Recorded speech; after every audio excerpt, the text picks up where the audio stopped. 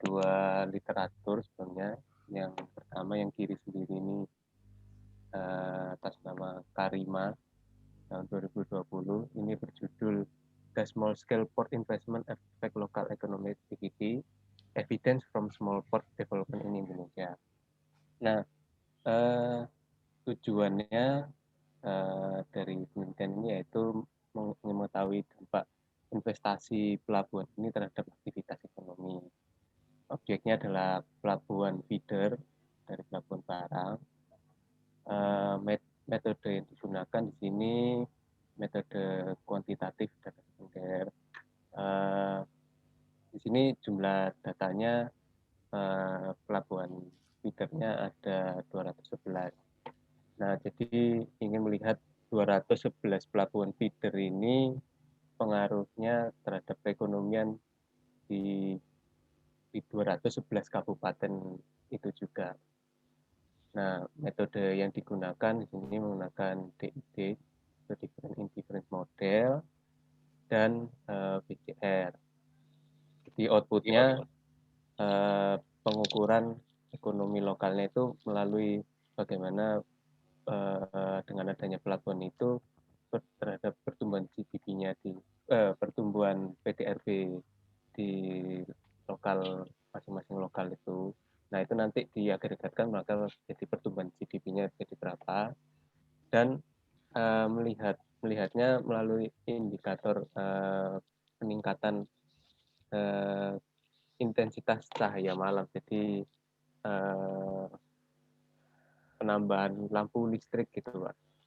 Nah, itu nanti berdampak bagaimana pengaruhnya ke perekonomian daerah. Nah, kalau menurut hasil studinya itu penambahannya relatif kecil, hanya sekitar 1,8%, karena ini memang juga pelabuhan feeder ya, jadi pelabuhan kecil di daerah-daerah yang terpelosok, jadi memang signifikansinya relatif rendah. Dan itu pun juga berdasarkan analisis BCR-nya, itu sebetulnya secara finansial itu kurang layak. Jadi memang terlalu besar biayanya daripada manfaat yang ditimbulkan. Selanjutnya, studi selanjutnya oleh Chen tahun 2019, yaitu ini berupa meta-analisis. Nah, ini tujuannya yaitu ingin melihat dampak ekonomi dari pariwisata kapal pesiar terhadap aktivitas kepelabuhanan. Nah, ini objeknya ini pelabuhan umum di sana. Melalui meta-analisis kuantitatif ini ada 30 studi dan 180 observasi. Analisisnya di sini ada meta regression, terus OLS, model OLS, fixed effects model, dan Sobel-Goodman mediation test. Lalu outputnya di sini ingin melihat bagaimana dampak dari masing-masing variabelnya di sini, yaitu bagaimana peningkatan dari jumlah baik orang dan pengeluarannya dari satu penumpang, kedua kru kapalnya, kemudian kunjungan kapal pesiar dan berapa lama tinggalnya. Nah, ini menurut hasil kesimpulannya semuanya berdampak positif, memberikan dampak ekonomi di kepelabuhanan di sana. Nah, research guide-nya kalau dibandingkan dengan proposal saya, jadi secara umum sama-sama memiliki tujuan umum, yaitu ingin mengetahui dampak ekonominya dan penyerapan tenaga kerjanya. Nah, cuman kalau saya di sini tujuannya ini relatif sama dari yang pertama, literatur yang pertama, jadi ingin melihat dampak ekonominya, tetapi saya ekonominya di sini yaitu pertambahan pendapatan atas dampak pengalinya, satu yaitu investasi, kedua nilai tambah brutonya, ketiga kunjungan wisatawannya, dan yang keempat pengeluaran wisatawannya. Nah, kalau objek saya di sini yaitu pelabuhan pariwisata di Labuan Bajo. dengan metode kuantitatif. Kemudian, nah ini yang saya gunakan alat analisisnya di sini ada regresi linier untuk data series kapalnya. Itu nanti tujuannya untuk mengetahui untuk proyeksi produksi cruise dan ya proyeksi kunjungan cruise dan ya. Dan yang kedua nanti dilihat okupansi dermaganya melalui MIBOR, berarti okupansi rasio. Dan yang ketiga ini saya menggunakan multiplier effect pengalih Keynes. Kemudian jadi outputnya saya ingin melihat bagaimana perubahan PDRB di Manggarai Barat, Labuan Bajo itu atas aktivitas investasi, kemudian nilai tambah bruto dan pengeluaran wisatawan, dan bagaimana pertambahan wisatawan yang akan terjadi nanti, kemudian penerimaan pemerintahnya atas NTP, jadi akan memperoleh pajak apa saja dan lain-lain. Kemudian penyerapan tenaga kerja baik konstruksi dan nanti ketika operasional. Jadi kalau ini saya tunjukkan juga sekaligus kerangka pikirnya. Jadi ini investasinya. Nah, investasinya ini aktivitas investasinya ini kan akan memberikan dampak. Oke Mas, saya stop dulu ya. Ini Pembangunan. panjangnya detail. Di sini nanti akan Mas. terjadi nilai. Halo. Iya Pak. Ya ini saya stop dulu ya. Ini kan sudah masuk ke teknikal ya. Jadi saya mau kembali ke yang awal lagi. Jadi ini kan studinya studi yang sifatnya bukan studi evaluasi ya. Studi semacam kayak feasibility study. Betul nggak?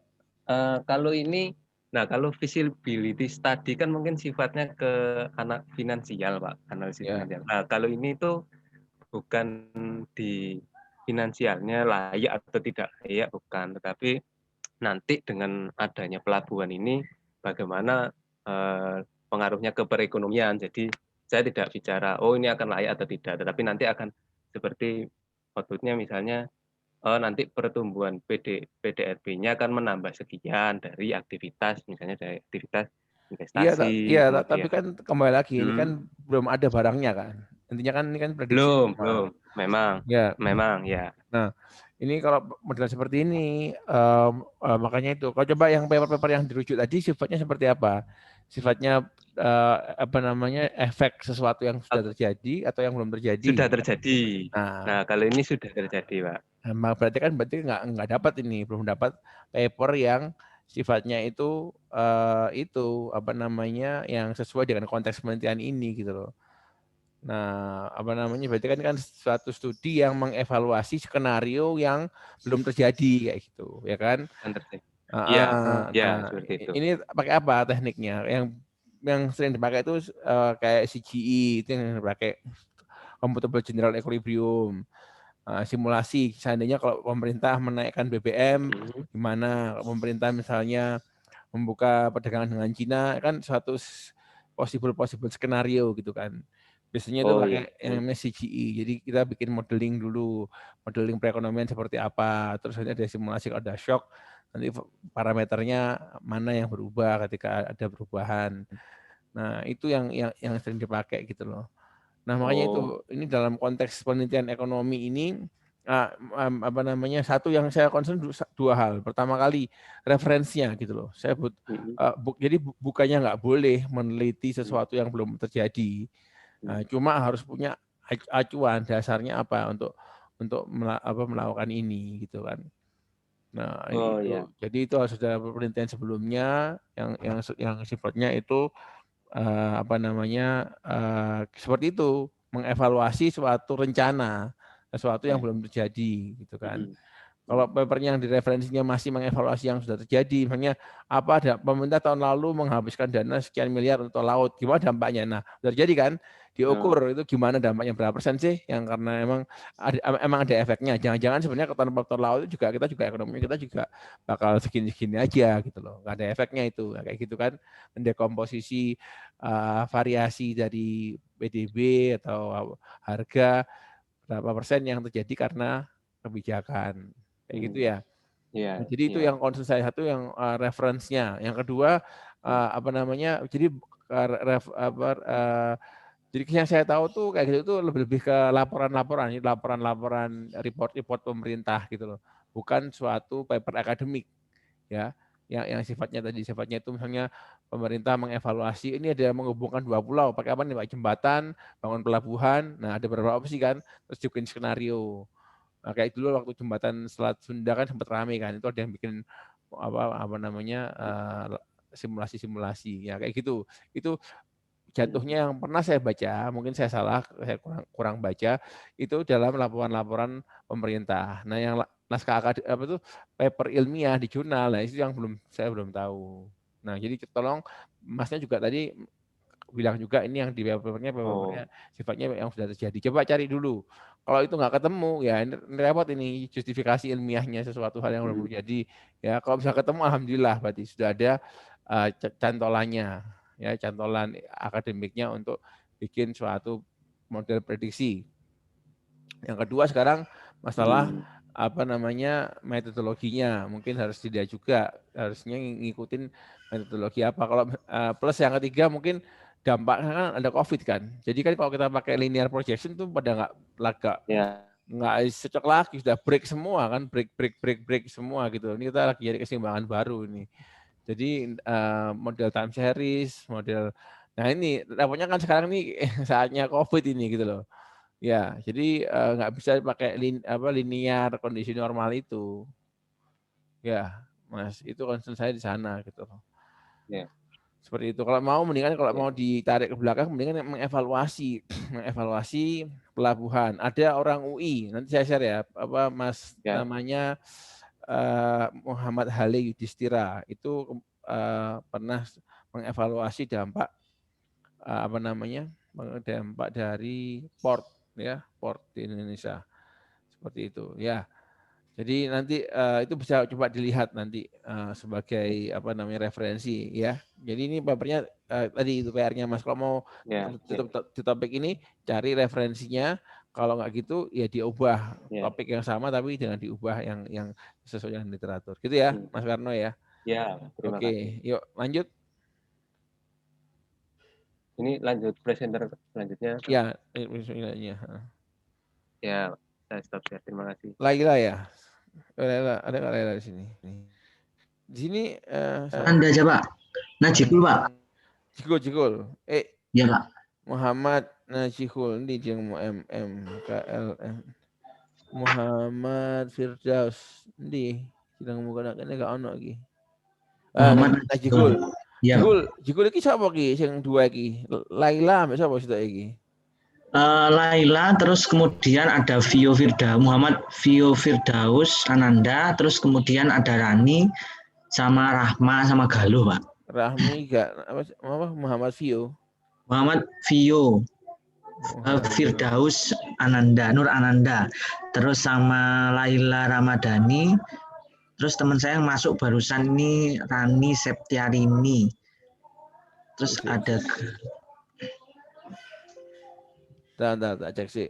Oke. Iki ya sama Galuh, Laila, Najihul, Firdaus dah. Ya, Firdaus. Terus ada Firdaus ini. Enggak ada, Pak. Enggak ada kan? Laila juga enggak ada, Pak. Enggak, mestinya yang orangnya ngambil kelas loh, kayak Freddy ini kan enggak ada kan Freddy ini. Oh iya, enggak ada, Pak. Freddy kan dia mengundurkan diri atau gimana gitu kan. Iya, Pak. Terus Erina ya, Pak, ada enggak Erina lagi? Enggak ada, Pak. Enggak ada. Terus satu lagi Firdaus Nur Ananda, Novita, enggak ada lagi? Novita enggak ada, Pak. Firdaus Nur Ananda ada? Enggak masuk kayaknya, Pak. Tapi ada kan? Ada, Pak. Ikut. Di WA Group ada enggak WA Group? Ada, Pak. Firdaus Nur Ananda. Rani? Rani masuk, Pak. Ada Rani. Ada, Pak. Sotia Putri Avani? Sesotia tidak ada, Pak. Enggak ada ya. Emang Ya. nggak ada orangnya emang ya. Sama kayak Oke. Freddy, Pak. Nah, oke. 1, 2, 3, 4, 5, 6. 6 ya, betul kan ya? Iya, Pak. Jadi yang di grup itu siapa tuh? Yang nomornya siapa itu? Iya, Pak. Yang di grup yang ada 2 nomor yang itu loh. Yang nomornya siapa itu? V sama Firdaus sama Laila, Pak. sama Laila Ramadhani. Iya, Pak. Kalau Rani yang mana Rani itu ya? Rani mungkin saya tag aja, Pak ya nomornya. Iya, yang mana? Coba di WA. Laila ada, Rani Rahmat ada, oke, Rani ada 6 kan ya semuanya ya? Iya, Pak. 1, 2, 3, 4, 5, 6. Oke. Udah, silakan presentasi. Ya, Pak, izin share screen dulu, Pak ya. Lah itu nomor siapa? Ini kan Firdaus ya. Ini Firdaus. Najikul, Pak. Enggak yang ini loh Firdaus nih kan. Yang ini siapa nih? Di WA. Oh, yang WA. Nomor siapa tuh? Firdaus ya itu ya. V itu Firdaus. Benar.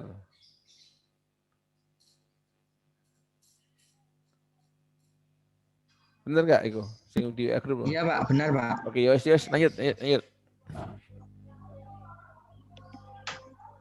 Bisa kan share screen? Bisa, Pak. Izin share screen dulu, Pak ya. Ya, monggo.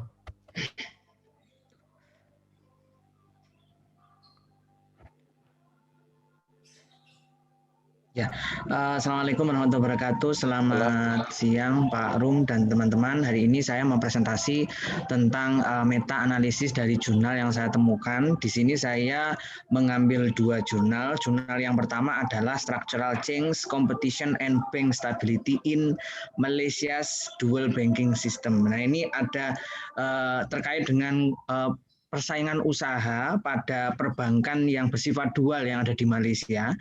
Itu kira-kira dia itu lebih spesifik ke perilaku persaingan usaha di Malaysia setelah krisis di Asia, krisis keuangan di Asia 1997, 1998. Kemudian yang kedua saya mengambil jurnal yang spesifik mengarah ke Indonesia, khususnya di BPR dan BPRS, yaitu Financial Performance of Rural Bank in Indonesia. Nah, ini khusus ke BPR dan BPRS. Nah, sedangkan judul yang akan saya ajukan rencananya adalah analisis persaingan usaha terhadap stabilitas perbankan BPR dan BPRS di Indonesia. Seperti itu, Pak.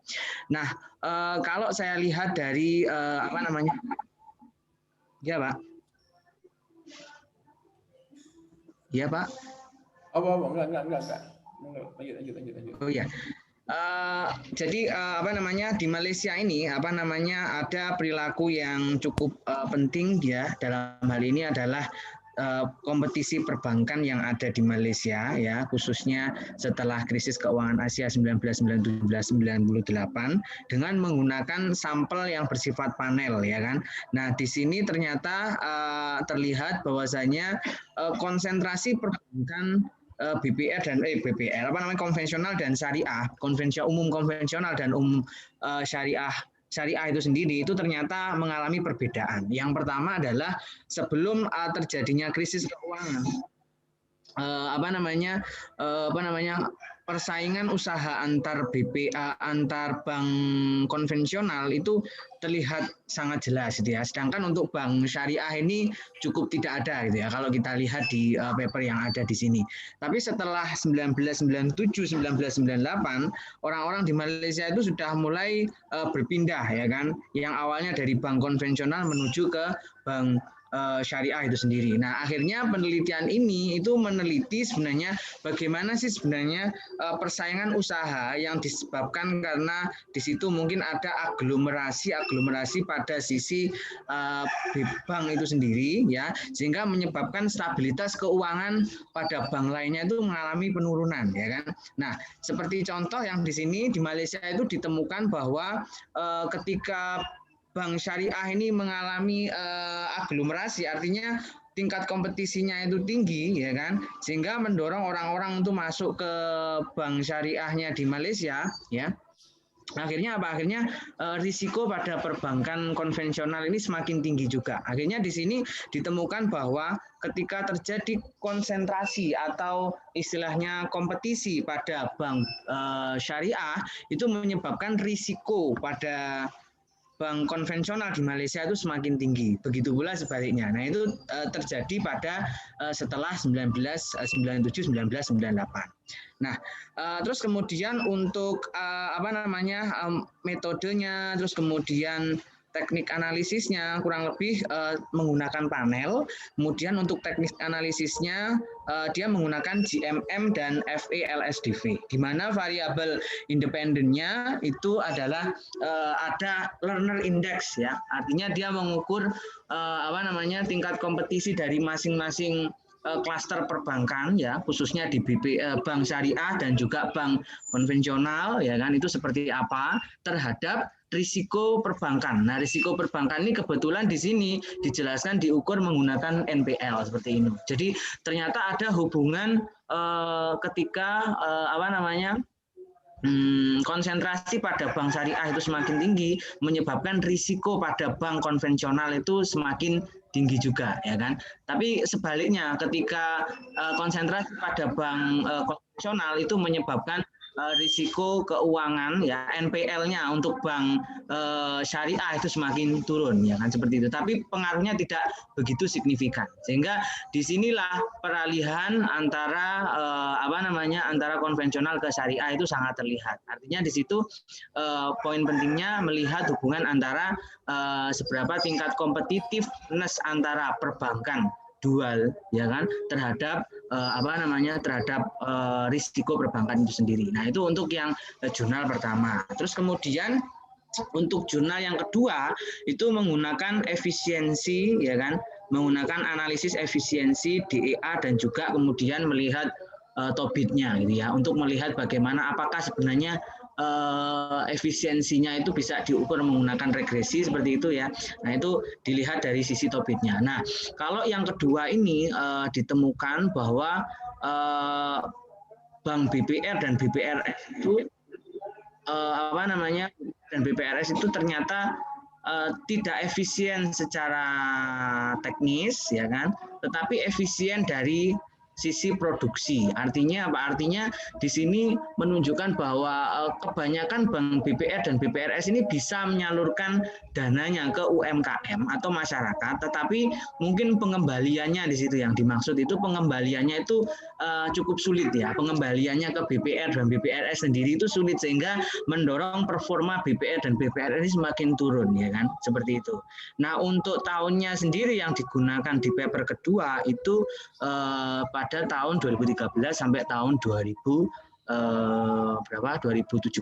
Nah, kalau saya ringkas secara secara spesifik kurang lebih seperti ini, Pak. Jadi judul saya sendiri analisis pengaruh persaingan usaha terhadap stabilitas perbankan BPR dan BPRS.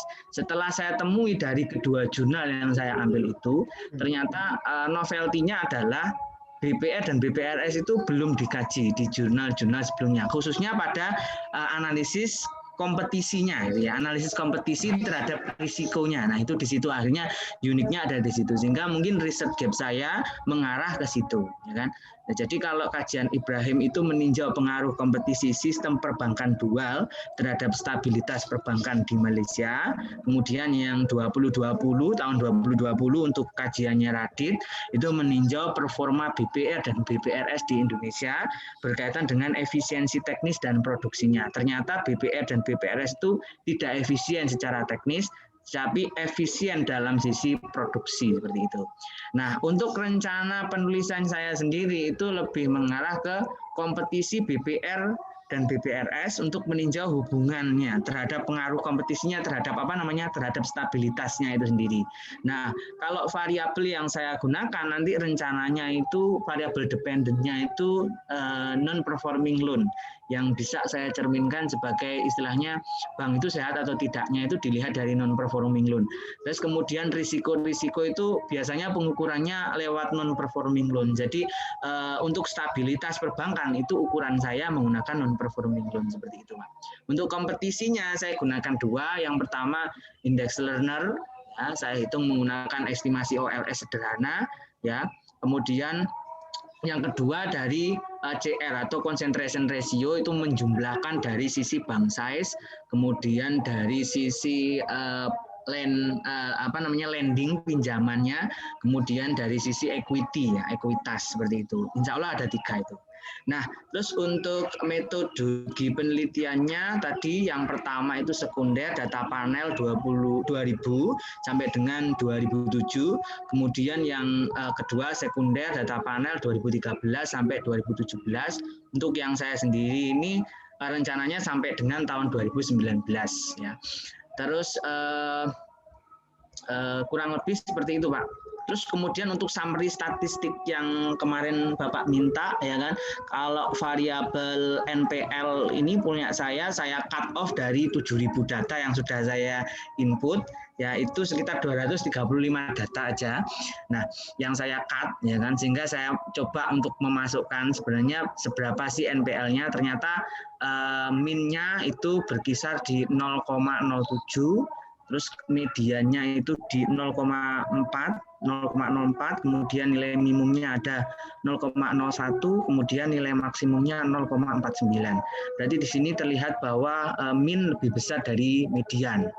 Artinya mungkin di situ lebih condong skewness-nya itu mengarah ke kanan seperti itu, Pak. Mungkin itu, Pak, untuk presentasi dari saya, Pak.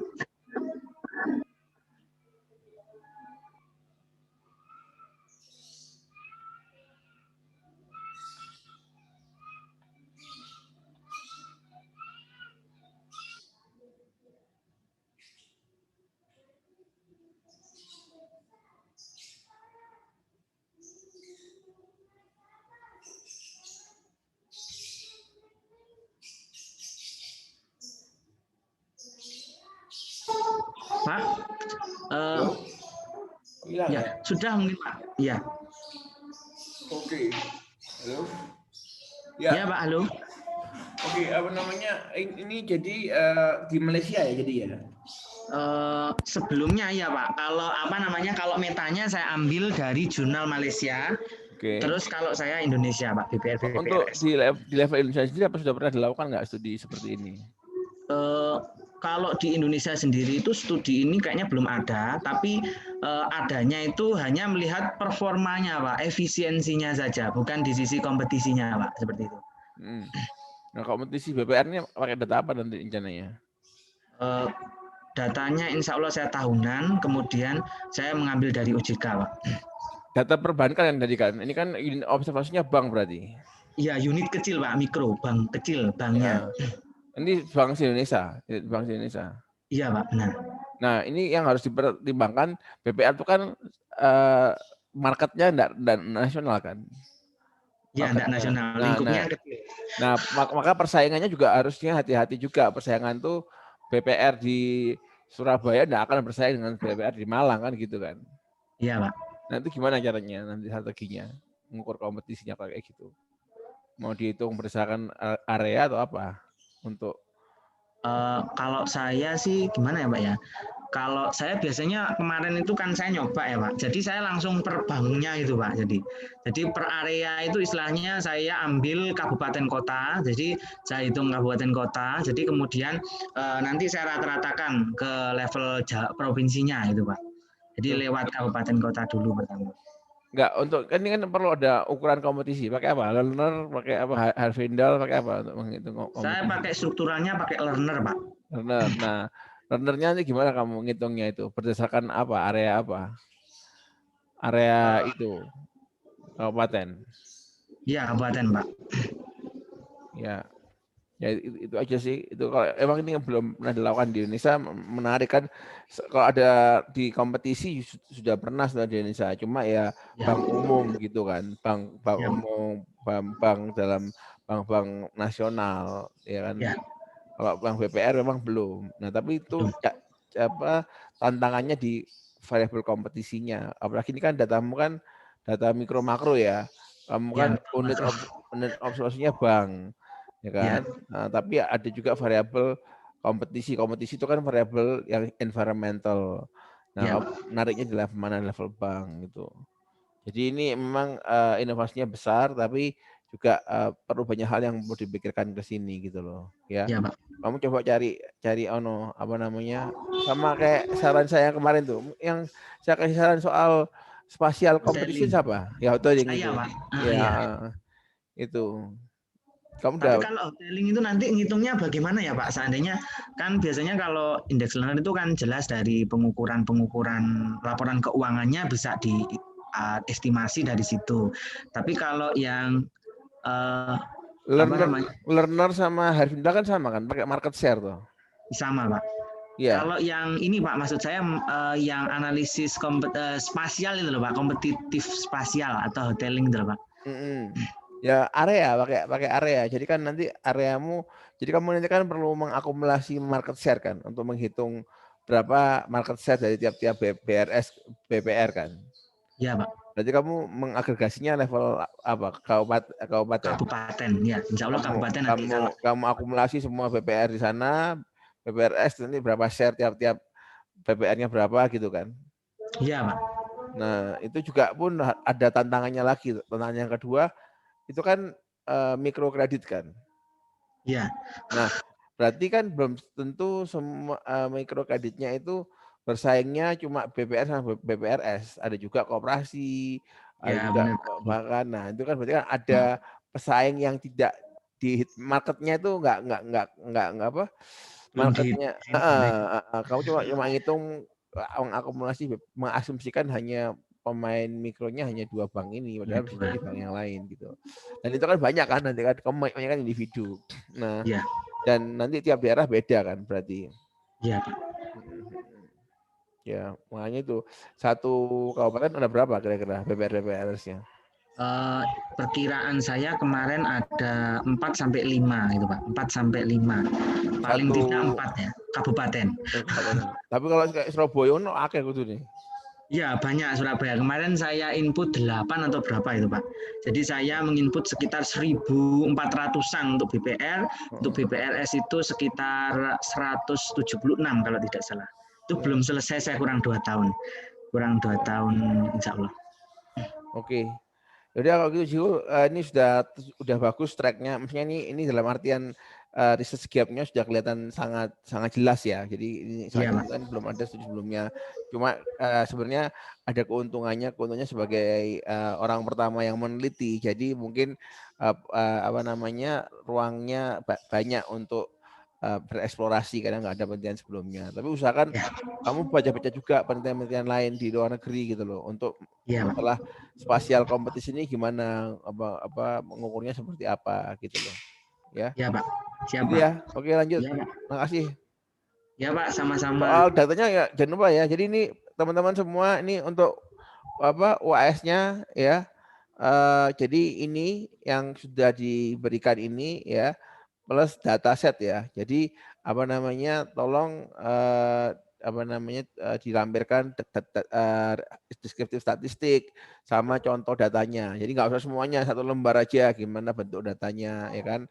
Ambil 10% atau kalau kebanyakan ya 5%, 1% tergantung lah ya. Secukupnya 1A4 berapa untuk sampelnya apa namanya data yang sudah dikumpulkan gitu ya. Baik Pak. Oke lanjut.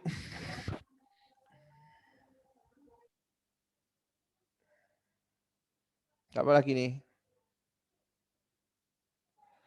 Laila, Galuh, Firdaus, Ramadhania, Rani mungkin Pak. Rani, Mana tapi anaknya kok enggak ada ya? Munir, apa nih bentar. Ini kan tadi kan sortnya berdasarkan itu abjad. Oke. Ya. Tadi yang belum ini Galuh, Laila, Firdaus, Munir ya Munir. Munir, Nunung, Pakih, Ramadhani. Boleh Pak. Siapa yang Saya Pak. Pakih? Oke, iya. Monggo silakan Pakih. Izin share screen ya Pak. Silakan.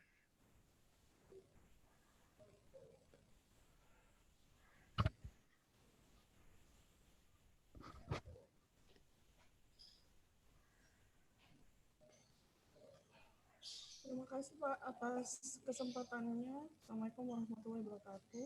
Waalaikumsalam. Ini saya Pak yang kemarin sempat japri Bapak ya tentang rencana saya mengenai analisa pembangunan infrastruktur dan modal sosial terhadap kinerja sektor pertanian di Jawa Timur kemarin Pak. Cuma saya sekarang mungkin agak bergeser ke Indonesia karena keterbatasan data Pak.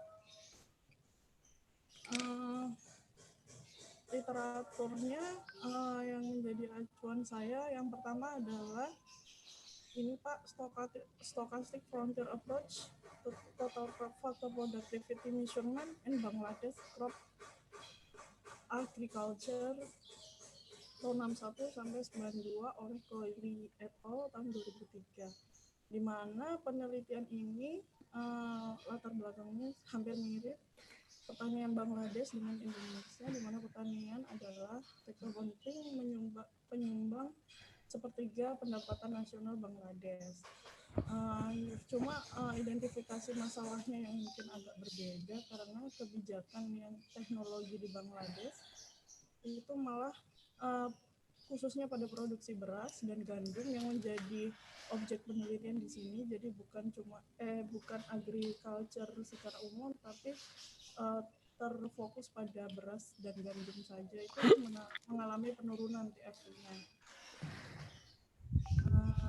Penelitian ini menerapkan model produksi stochastic frontier untuk mengukur pertumbuhan TFP-nya, di mana ini menjadi acuan saya untuk menghitung TFP-nya melalui perubahan efisiensi, teknologi, dan skala sektoral. Pada 31 objek pengamatan, hasilnya mengungkapkan bahwa perubahan teknis mengikuti pola berbentuk U muncul pada tahun 70-an ketika varietas Rhofolio hijau yang diadopsi oleh Bangladesh memberikan kemajuan secara keseluruhan, tapi efisiensi teknisnya malah menurun akibat gabungan kemajuan teknis yang lambat pada penurunan efisiensi teknis. Jadi literatur yang pertama ini lebih pada dasar saya untuk menentukan kinerja pertanian yang dapat dihitung dari produktivitas Pak, melalui technical efisiensi dan perubahan teknis tadi. Lalu jurnal ini juga menggunakan variabel bebas berupa variabel infrastruktur yang menunjukkan hasil yang signifikan namun negatif. Jadi infrastruktur yang maju malah mengarahkan penduduk desa di Bangladesh itu melakukan kegiatan non pertanian. Jadi infrastrukturnya itu negatif signifikan, di mana pembangunan infrastruktur malah menunjukkan malah mengarahkan penduduk Bangladesh itu melakukan kegiatan non pertanian. Jadi semakin tinggi infrastruktur yang digunakan malah TFP-nya itu malah makin menurun gitu Pak. Kemudian untuk sistematik review-nya saya sebenarnya mencari tuh belum ada yang pas Pak. Yang ada yang pas kemarin yang saya jabarkan ke Bapak, tapi rankingnya di Q3. Sementara yang saya dapat di Q1 dan Q1 ini ada 2 saja, tapi mungkin ini agak nggak pas gitu Pak. Dimana ini yang pertama adalah what is sustainable agriculture, ini lebih lebih pada bagaimana atau apa yang disebut sustainable agriculture melalui produktivitas dan ketahanan pangan. Metodenya adalah yang digunakan metode clustering pada 129 jurnal dan 26 grey literatur. Untuk melihat dua pandangan, Pak. Jadi bagaimana agriculture yang sustainable itu menurut pandangan saintis dan pandangan praktisioner atau pembuat kebijakan. Hasilnya adalah di mana praktisioner itu lebih mengarah pada hasil atau output yang didapat seperti lebih mengarah kepada aksesibilitas infrastruktur, investasi dan peran kelembagaan. Sedangkan saintis lebih luas memperlihatkan human capital dan social capital. Ini juga mungkin saya bukan mendapat gap, malah mendapat acuan yang kedua gitu Pak ya, sesuai dengan yang disampaikan saran Bapak kemarin untuk menambahkan social capital gitu. Cuma kemarin Pak saya mencari jurnal tentang social capital, dampaknya pada pertanian itu malah saya dapatnya itu mereka membahasnya dengan data primer Pak, karena social capital itu kan ada terdiri dari 3, yaitu trust, norma, sama network. Menurut Bapak nih, kan karena saya pakai data sekunder, saya dapatnya datanya itu cuma network kan Pak. Bisa nggak Pak, cuma social capital itu cuma dilihat dari networknya aja? Kalau dari literatur yang saya baca kan social capital itu ada 3. Saya ambilnya cuma 1 aja di network, yaitu kemarin saran Bapak adalah Gapoktan, seperti data Gapoktan dan asosiasi nelayan gitu Pak.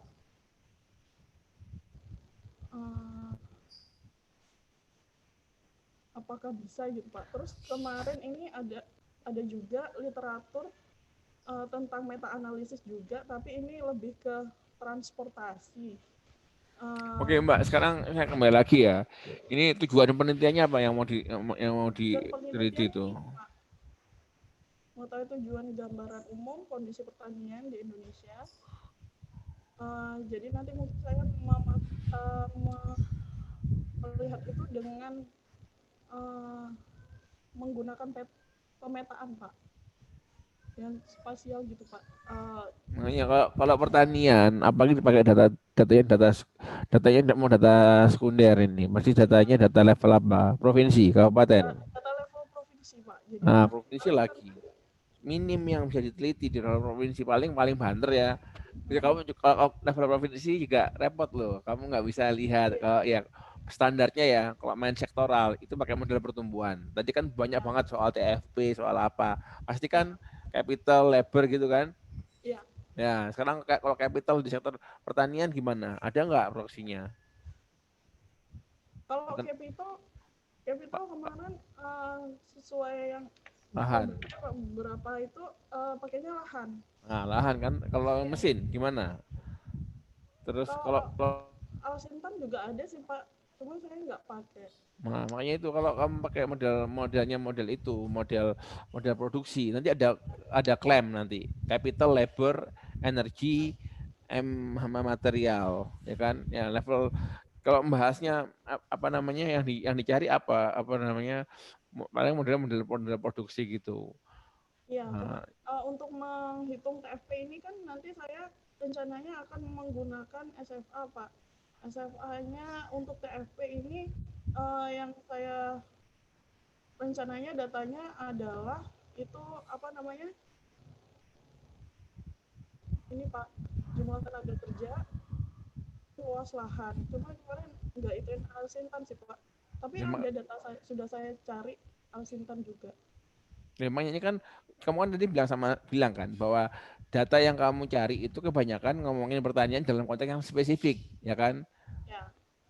Padi, jagung, gitu kan? Ya. Nah, kamu ini mau main pertanian dalam arti yang luas. Ya. Pertanian di situ ada perikanan, di situ ada kehutanan. Nah, ini hasilmu akan sangat-sangat apa ya? Terlalu apa namanya tidak bias gitu loh untuk diambil kesimpulannya nanti. Kalau mau kayak gini gitu loh. Ya kan? Nah, concern saya tadi, concern saya ialah ya ada nggak studi sebelumnya yang kayak gini gitu loh. Terus di mana research gap-nya gitu. Kenapa coba menghindari data mikro gitu. Apa namanya, kalau memang mau di level makro mendingan main yang isu di level makro gitu loh. Apa yang mau apa sih yang import apa tuh ya, urgensi dari penelitian ini tuh apa gitu loh. Oke, sudah berapa penelitian soal pertanian di Indonesia yang sudah dibaca? Ini bukan yang pertama Pak, pasti banyak sekali dah yang sudah meneliti pertanian di Indonesia. Sudah dibaca belum? Iya Pak. Apa terus di mana sekarang? Apa yang sudah diketahui, apa yang belum diketahui? Jadi pasti Pak, kalau misalkan di Indonesia itu banyak yang meneliti tentang TFP dan faktor-faktornya juga determinan. Cuma saya lebih ke infrastrukturnya sih kemarin Pak. Karena selama ini yang dilihat dari penelitian sebelumnya itu tidak secara gamblang membahas infrastruktur Pak. Jadi kayak secara umum inflasi, NTP gitu, dan upah. Ya infrastrukturnya kan juga banyak Mbak. Irigasi, infrastrukturnya apa, sekolah, rumah sakit gitu kan. Iya. Terus kan pertaniannya kan nggak bisa kayak misalnya ada kehutanan, kan pasti kan nggak nyambung sama pembangunan per irigasi, nggak nyambung sama kehutanan, sama perikanan gitu loh. Ya kan? Iya sih Pak.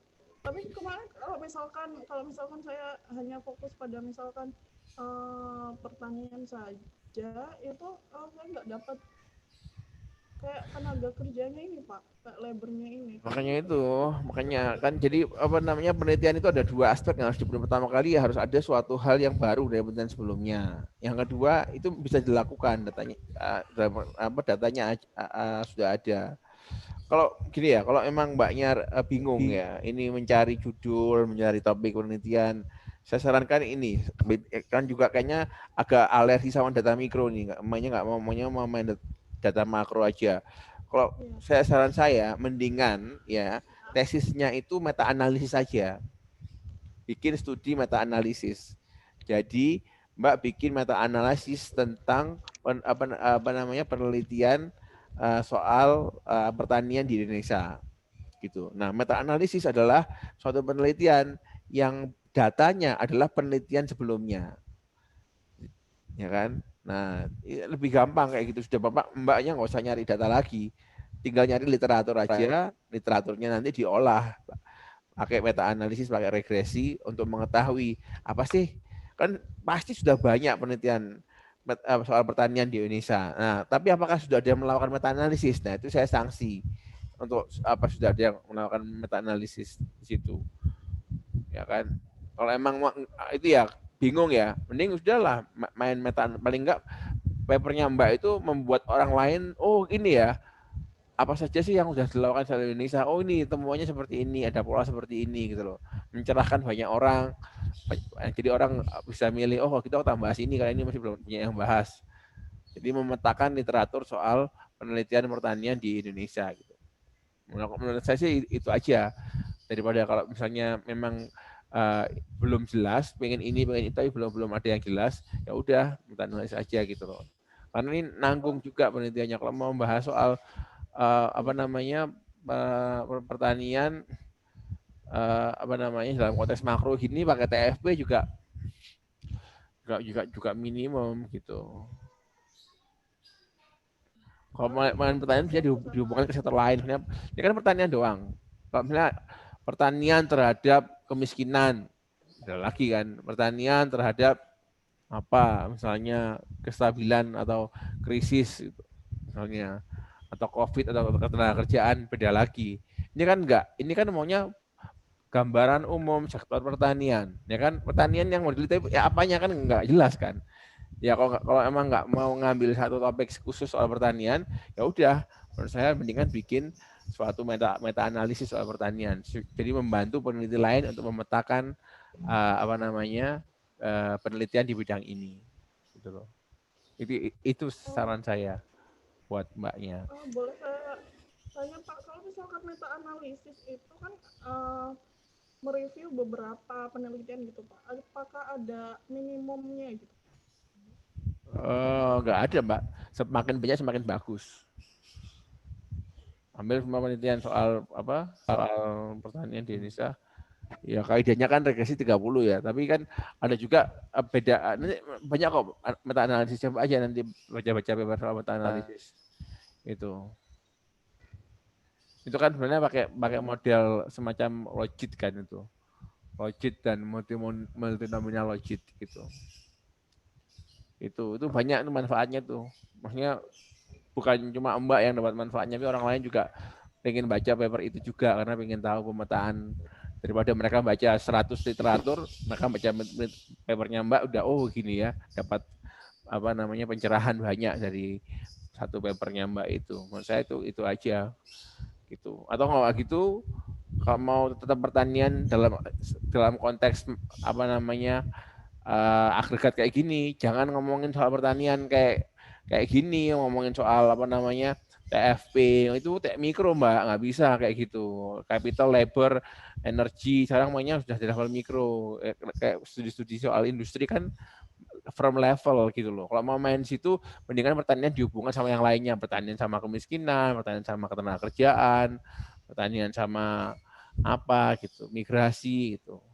Kemarin gini Pak, awalnya saya mau menganalisis tentang pertanian ke pengentasan kemiskinan. Cuma kemarin menurut Pak Erik itu terlalu luas gitu mungkin saya tujuannya, terus langsung diarahkan ke TFP gitu Pak.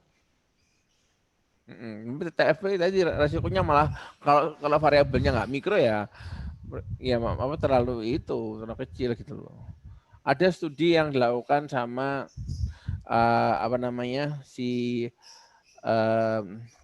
ada studi yang dilakukan, ada 2 orang yang mau studi, satu Pak Budi Reso, satu lagi Pak Daniel Suyadharma, soal dampak pertumbuhan ekonomi terhadap kemiskinan. Dia membagi 3 sektor agriculture, sektor agriculture, service sama manufaktur, dan di urban sama rural. Mana sih yang lebih cepat mengurangi kemiskinan? Ternyata bukan pertanian, yang pertanian memang betul bisa mengurangi kemiskinan, tapi sebenarnya yang lebih kuat adalah sektor jasa di desa gitu loh.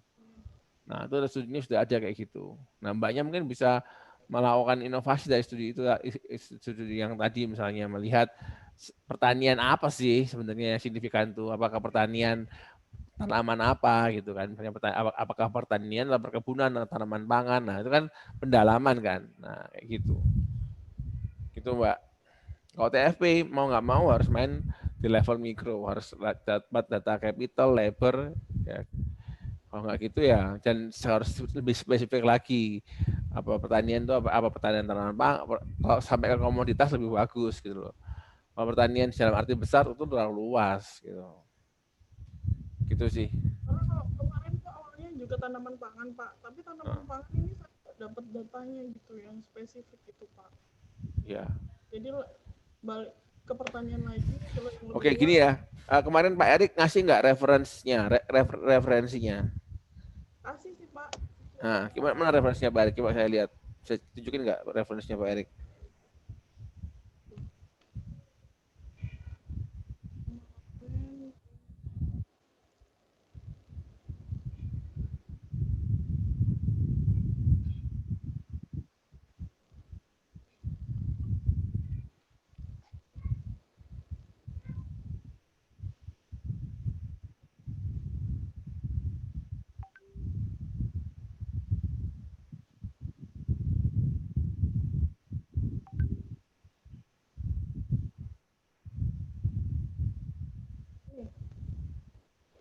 Di share screen-nya Pak, mau keluar.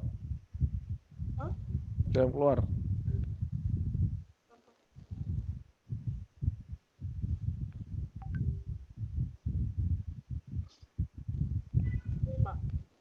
Punya Pak Unggul. Kan betul kan? Padi kan? Nah, padi itu benar kan, berarti kan spesifik kan padi. Coba scroll ke bawah. Karena awal saya itu ada Harus spesifik, coba lihat dia pakai data apa dia.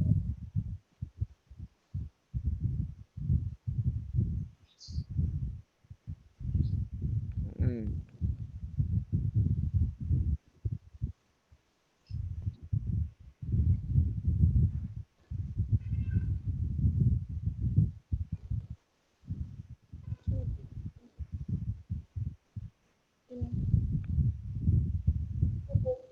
Ini Benih kan, lahan, pupuk, pestisida. Nah, mana sumber datanya? Dari mana? Ada nggak sumber data? Cari sumber datanya.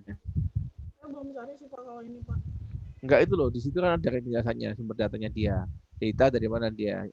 Dia bisa jelasin datanya, sumber data. Itu loh, scroll atas, scroll atas. Nah, ini ada farm sample, jumlah petani yang disurvei. Di Aceh ada 186, di Sumatera 274, ya kan. Totalnya ada 3.000-an. Coba scroll ke bawah lagi. Nah, ini loh. Nah, stop. Ada SOTUTP, Survey of Business Cost Structure of Rice Plants. Nggak tahu ini bahasa Indonesia apa nih. Survei apa, output apa, nggak ngerti. Ongkos usaha tani. Nah aja kan, nggak pakai ini. Bisa kan? Ini cuma beras doang atau yang lainnya di sini? Ini cuma beras aja sih. Enggak, untuk survei itu loh, survei itu. Oh, ini surveinya khusus untuk beras ya. Ongkos usaha tani itu kayaknya kebanyakan beras. Iya, ini untuk beras nih, ya. Atau survei itu untuk komoditas yang lainnya, cuma pertanian doang. Ya, Mbak. Jadi ya udah jelas ya, Mbak ya. Maksudnya kalau Mbaknya mau ngengkel judul pertanian, monggo. Tapi ikutin Pak Erik beneran. Ikutinnya ya pakai, emang harus pakai data mikro gitu loh. Ya kan, survei usaha tani. Jadi ini apa namanya, apa nggak tahu nih apa, pengusaha pertanian atau apa gitu loh. Jadi itu kan ada N-nya kan ya. N-nya 179. Jadi itu kan seperti perusahaan gitu loh. Itu kan apa itu perkebunan atau pertanian gitu loh. Yang disurvei itu ada tempat apa, sawah atau apa gitu loh. Itu kalau mau seperti itu mau nggak seperti ini. Pilih sektor pertaniannya. Kalau mbaknya kan nggak diagregasi. Jadi kan mbaknya kan nggak benar-benar ngikutin Pak Erik. Ya kan? Kalau makro ya makro kemarin Pak Erik bilangnya terlalu luas. Menurut saya sih itu mungkin Pak Erik nggak familiar sama literaturnya. Ya apa namanya, saya ada literaturnya tadi yang saya share tuh, itu bisa dipakai untuk yang apa kayak dampak dari pertanian terhadap kemiskinan tuh bukan saya mengada-ada, papernya memang ada yang seperti itu, bahkan sudah di breakdown per komponen, per agriculture, pertanian, service. Nah, dampaknya terhadap kemiskinan di urban dan di rural. Loh, menarik kan? Kemudian dibedakan lagi gitu loh. Nah, cuma ya kelemahannya tadi dia cuma urban doang. Agriculture tapi nggak spesifik agriculture-nya apa. Nah, itu kesempatan buat mbaknya untuk mengeksplorasi apakah pertanian tanaman pangan, hortikultura, seperti itu. Ya, jadi kembali lagi ya, judul apapun saya nggak masalah kok. Apapun judulnya nggak masalah. Tapi yang jelas tadi harus jelas referensinya gitu loh. Referensinya apa, terus gimana research gap-nya gitu ya. Gitu. Silakan dipikirkan baik-baik mau apa namanya nurusin ini atau yang lainnya gitu kan. Mau yang makro atau yang mikro gitu kan. Nah, itu. Ada yang mau tanyakan nggak untuk ini? Kalau misalkan gini Pak, kalau misalkan saya balik lagi ke apa namanya topik di awal saya itu yang mengangkat ke tanaman pangan. Kalau misalkan saya kemarin tuh pernah kepikiran kalau ini cuma rice, kalau misalkan saya nambahin beberapa komoditas itu gimana ya Pak? Karena saya cari itu juga belum ada sih Pak. Apanya itu? Kan ini kan cuma beras aja. Kalau misalkan saya nambah, kalau misalkan Nggak boleh Mbak. Kalau Mbaknya hanya boleh Mbak itu menggunakan yang lainnya. Jadi jagung misalnya, ini kan Mbak itu kan pakai beras, Mbaknya pakai jagung. Nah itu baru bisa. Kalau apa namanya ini nggak bisa. Ini aku di apa lagi Pak Budi Resto nih. Sectoral growth income inequality nexus. economic growth in the manufacturing, agriculture, mining, service, and income inequality. Ini soal inequality. Jadi apa namanya, manufacturing dan service itu dampaknya meningkatkan income inequality. Tapi kalau agriculture mengurangi inequality. Nah ini, nih aku tak kasih referensi lagi. Ya, ini punya Pak Budi Reso. Jadi ini yang satunya sektoral, growth sektoral ya. Salah satunya ialah apa namanya, pertanian, yang satunya terhadap poverty, yang satunya terhadap inequality. Ya. Jadi kalau mau ini ya wis strategi Mbak. Jadi jangan diagregasi lagi. Kalau diagregasi lagi nanti nggak cocok. Kalau misalnya pertanian plus padi plus kan susah gitu loh nanti, ya kan? Jadi nggak spesifik, nggak level mikro. Kalau memang mau mikro ya mikro aja gitu.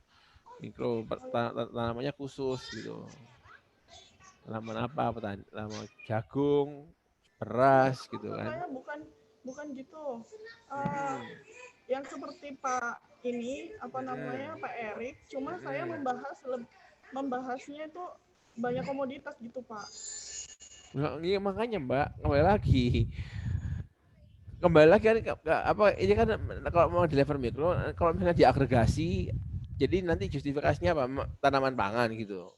Iya. Tanaman kan banyak komponennya. Apa? Komponen satu-satu maksud saya. Hah? Komponen Kecuali kalau mau di running satu model untuk satu tanaman nggak masalah. Tapi kalau mau dibuat tanaman pangan secara agregat ya itu itu bermasalah kalau kayak gitu. Gitu ya. Jadi kalau mau meniru paper ini, meniru metodologinya, ya kan, meniru judulnya boleh dilakukan, asalkan Y-nya adalah komunitas yang spesifik. Kalau mau lebih dari komoditas spesifik maksud saya Pak. Iya, kalau mau lebih dari banyak komoditas. Boleh, silahkan. Tapi asalkan di running terpisah gitu loh. Iya. Ya, boleh, itu boleh. Boleh, itu boleh. Enggak dijadikan satu. Karena saya belum nemu Pak yang kayak gitu. Saya sempat kepikiran sih yang seperti itu ada jagung, cuma saya belum cari datanya. Tapi lagi datanya ada nggak gitu. Makanya ini kan saya mintanya dalam mata kuliah ini tuh nggak cuma cari judul yang keren, tapi juga yang bisa dilakukan, bisa dieksekusi gitu loh. Datanya ada nggak? Kalau ada percuma nggak bisa dilakukan kan. Seperti itu. Gitu ya. Iya Pak. Oke. Terima kasih Pak. Yuk sama-sama. Yuk silakan berikutnya.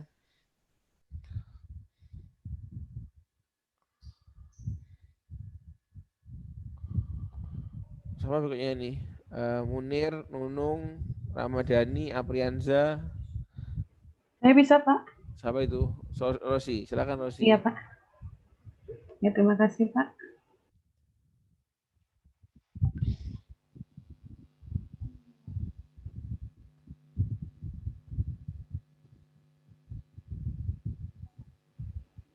Sudah kelihatan Pak? Ya kelihatan. Ya.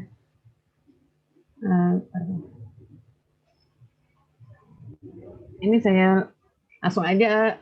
Ini saya dapat 2 literatur yang seperti yang bantuan dari Pak Rumaya kemarin itu yang meta regresi analisisnya dari synthesis of effect of exchange rate volatility on international rate. Sama yang kedua itu estimating the effect of exchange rate change on total effort. Jadi seperti yang saya jelaskan kemarin itu, saya memang ingin meneliti tentang pengaruh nilai tukar terhadap ekspor. Jadi literatur pertama itu dia meta regresi analisis pada liter empiris efek volatilitas nilai tukar terhadap perdagangan internasional. Dia meneliti 41 studi dari tahun 78 sampai 2014 dengan 807 estimasi.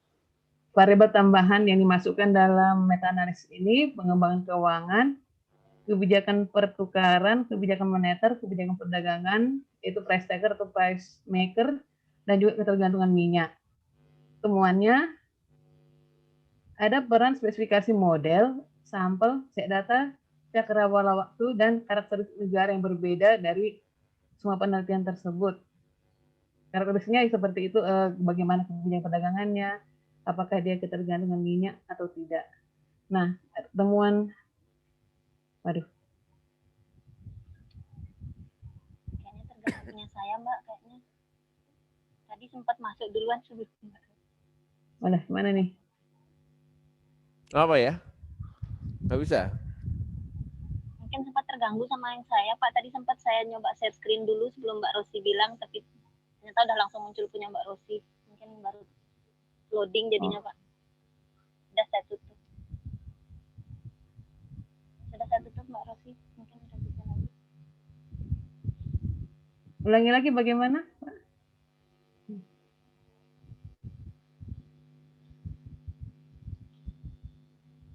Coba diulang aja Mbak Ros, soalnya terganggu.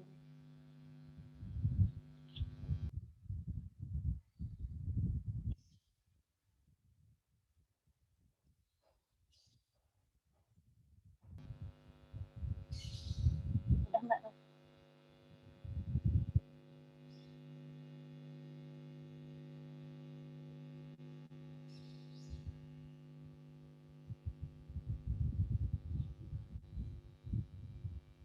Masih mute Mbak Ros.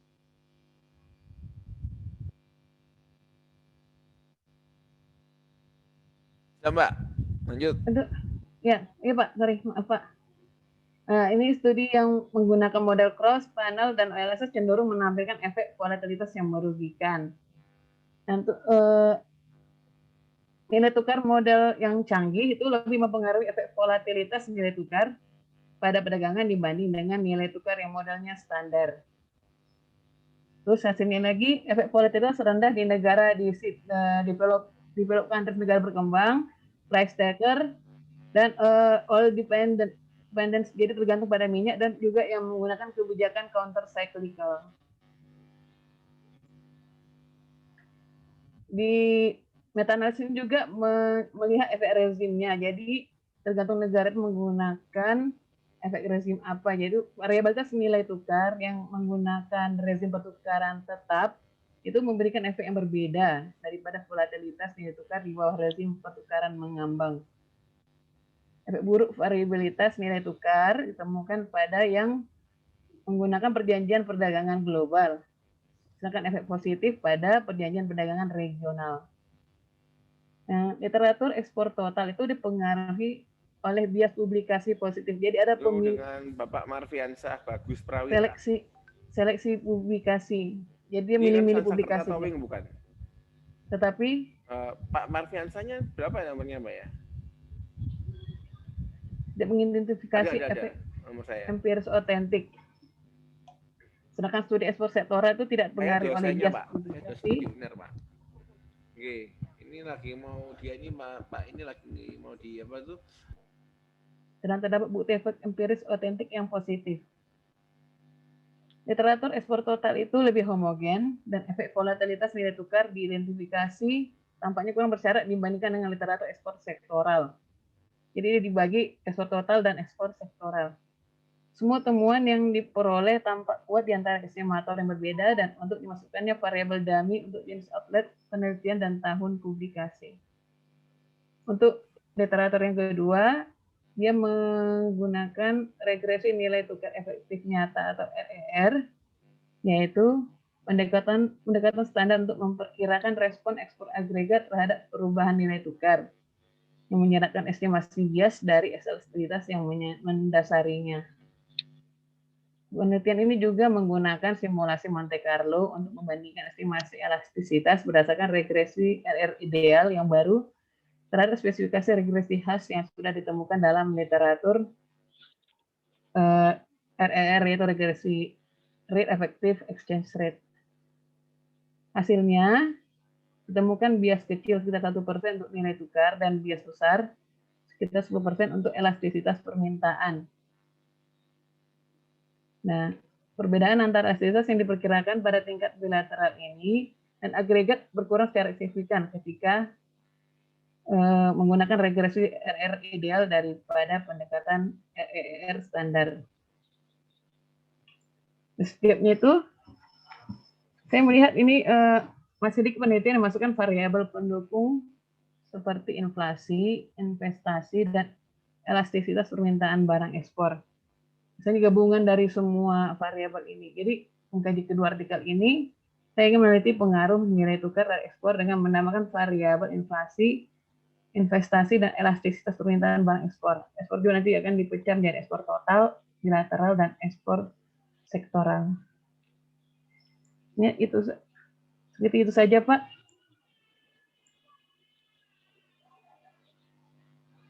Oke, kemudian yang mau diteliti jadi gimana? Apa yang mau dibahas? Jadi kita bacakan literatur soal ini, kemudian yang mau diambil seperti apa nanti studinya?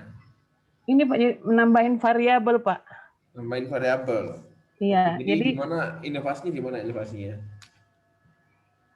Kan kemarin penelitian sebelumnya kan masih satu-satu dia inflasi dengan ekspor, seperti itu dia, Pak. Investasi dengan ekspor. Jadi ini saya mau menggabung semuanya gitu, Pak. Oke. Gitu ya. Ya, jadi nilai tukar, inflasi, investasi, dan ini saya baca kemarin itu yang elastisitas itu sepertinya menarik juga karena dari elastisitas berpengaruh juga Pak terhadap nilai ekspor itu Pak. Kalau studi yang sebelumnya dilakukan pada level apa? Level negara atau level gimana? Negara Pak, masing-masing Pak. Negara ya, oke. Iya. Jadi ini belum ada studi yang seperti ini yang memasukkan seperti ini. Iya Pak. Untuk metodologinya mau ambil yang gimana? Yang standar aja Pak, masih yang saya lihat error correction model Pak. Oke, ya udah ya. Paling nggak ini sudah kelihatan kan apa gapnya dari penelitian sebelumnya yang mau dilakukan apa udah kelihatan. Oke, bagus. Iya, kalau gitu lanjut Mbak Rosi. Terima kasih Pak. Yuk. Lanjut siapa berikutnya? Samsu Puji, Sari, sama nih yang mau berikutnya. Munir, Nunung. Izin Pak. Sama duluan. Saya lagi nyoba share screen sih Pak. Oh, Mbak Nunung dulu. Mbak Nunung dulu. Oh, silakan Mbak Nunung. Nunung Adriani ya? Pak. Andriani. Oke, sorry.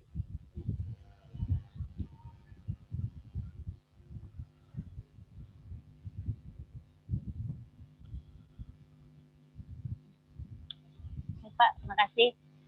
Seperti mungkin yang sudah sempat sampaikan sebelumnya, kan penelitian saya itu rencananya terkait pengaruh diversifikasi ekonomi pada provinsi-provinsi di Indonesia yang didominasi oleh sektor tambang, Pak.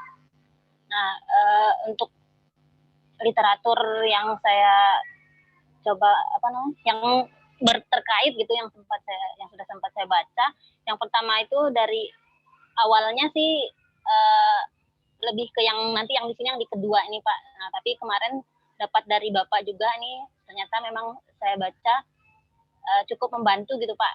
Yaitu artikel yang specialization versus diversification, which one better uphold regional resilience to economic crisis. Nah, nanti di jurnal yang ini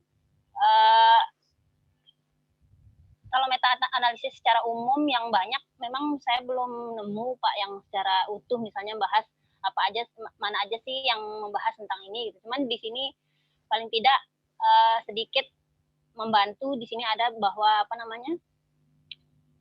sejak tahun 71 tuh sudah ada yang menyatakan bahwa diversifikasi diyakini berpengaruh positif terhadap pertumbuhan ekonomi oleh sebagian ekonom dan peneliti terdahulu seperti itu. Nah, dan beberapa studi yang lain gitu. Kemudian di dalam jurnal yang ini lebih melihat bagaimana indeks yang menggambarkan kan apakah dia lebih terspesialisasi atau terdiversifikasi gitu dari wilayah-wilayah di Rumania. Yang dibahas itu adalah kalau tidak salah itu wilayah provinsi di Rumania, kalau tidak seperti itu. Dia dilihat dari kerentanan PDB dan kerentanan tenaga kerjanya gitu. Kemudian juga pada studi ini dia mengukur indeks Herfindahl, indeks Krugman dan bagi hasil lokasi location LLO kalau tidak salah yang dia diukur.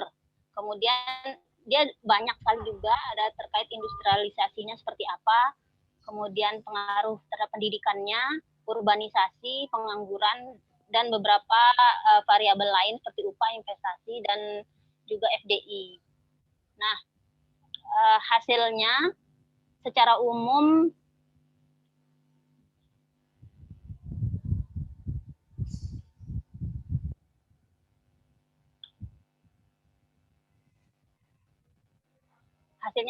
spesialisasi ekonomi berkorelasi negatif dengan tingkat perkembangan wilayah sesuai dengan temuan empiris sebelumnya.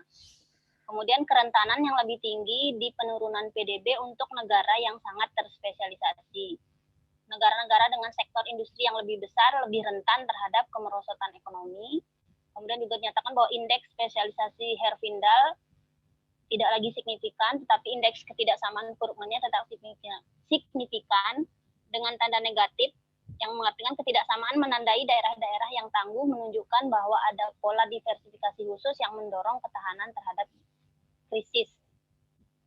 Pada poinnya intinya penelitian ini juga mendukung meskipun dia meneliti apakah spesialisasi atau diversifikasi, kesimpulannya itu adalah diversifikasi itu lebih menunjang terhadap perekonomian suatu wilayah dalam menghadapi krisis. Kurang lebih seperti itu. Kemudian yang artikel kedua ini, Diversification and Economic Growth in Nigeria, dengan pendekatan OLS. Di sini di latar belakangi sebagian besar memang penelitian tentang diversifikasi yang sudah saya baca, meskipun tidak banyak, itu lebih fokus pada negara-negara penghasil minyak, di mana upaya diversifikasi ini di tengah menyusutnya pendapatan dari minyak akibat dari fluktuasi harga minyak dunia, sehingga ingin diselidiki dampak diversifikasi terhadap pertumbuhan ekonominya. Nah, di sini metode yang digunakan yaitu OLS, kemudian variabel-variabel untuk mengukurnya menggunakan PDRB sebagai proksi untuk pertumbuhan ekonominya. PDB, maksudnya PDB kalau yang di kasusnya ini tuh PDB, kemudian dia di PDB ini ini sebenarnya lebih ke model yang akan digunakan saya adopsi dari penelitian ini untuk yang versi provinsinya gitu. Kalau yang di versi ini dia nanti pakai PDB, kemudian pakai PDB non migas sebagai proksi diversifikasinya, kemudian ekspor non migas, investasi, dan juga nilai tukar. Hasilnya menunjukkan bahwa PDB non migas berpengaruh positif dan signifikan terhadap pertumbuhan ekonomi, sementara ekspor non migas dan investasi berpengaruh positif namun tidak signifikan. Sedangkan nilai tukar berpengaruh negatif dan signifikan terhadap pertumbuhan ekonomi. Kurang lebih ada artikel-artikel lain yang juga mendukung, seperti misalnya yang dari Mustaq Ahmad Malik dan Dr. Tariq Masud ini. Kesimpulan dari beberapa artikel yang saya baca juga bahwa dalam mengukur diversifikasi ekonomi itu bisa dilihat dari pangsa lapangan kerja atau kontribusi sektoral dalam lapangan kerjanya, serta nilai tambah sektor tertentu dalam pertumbuhan PDB. Nah, makanya oleh karena itu pada penelitian ini tuh saya, kalau yang lain-lain itu mengacu pada negara-negara penghasil minyak atau wilayah dengan penghasil minyak, kalau saya ingin pada daerah yang tambang secara umum, karena seperti diketahui di Indonesia kan ada beberapa wilayah yang perekonomiannya itu disokong atau dominan oleh sektor tambang, di mana pertumbuhan ekonomi wilayah itu sendiri tidak hanya berpengaruh pada wilayahnya itu sendiri saja, aktivitas ekonomi di sana, tetapi juga sangat berpengaruh pada pertumbuhan ekonomi nasional. Kurang lebih seperti itu, Pak. Jadi nanti dalam penelitian ini mengacu pada dua literatur yang saya jadikan dasar tadi itu, saya dapat ide untuk yang pertama itu adalah mengukur tingkat diversifikasi dari 7 wilayah. Kan saya fokus nanti ke 7 provinsi, Pak. Jadi 7 provinsi di Indonesia yang PDB-nya itu, PDRB-nya di atas 20% itu dari sektor tambang. Jadi nanti dari 7 wilayah itu akan dilihat tingkat diversifikasinya seperti apa melalui indeks-indeks tadi. Kemudian nanti akan diukur dari ketujuhnya itu apakah sejalan nggak nanti dengan mengukur terkait model yang tadi itu, sejauh mana dia berpengaruh terhadap pertumbuhan ekonomi gitu, dari proksi-proksi diversifikasinya tadi gitu Pak. Mungkin kurang lebih seperti itu Pak. Cuman mungkin agak lemahnya saya masih di pemahaman terhadap model itu sendiri, bagaimana dia terbentuk seperti itu masih sedang saya pelajari lagi Pak. Cuman dari penelitian-penelitian yang ada itu saya rencana mengikutnya dari sini gitu Pak. Mengacunya ke sini. Oke. Mungkin itu dulu Pak, terima kasih.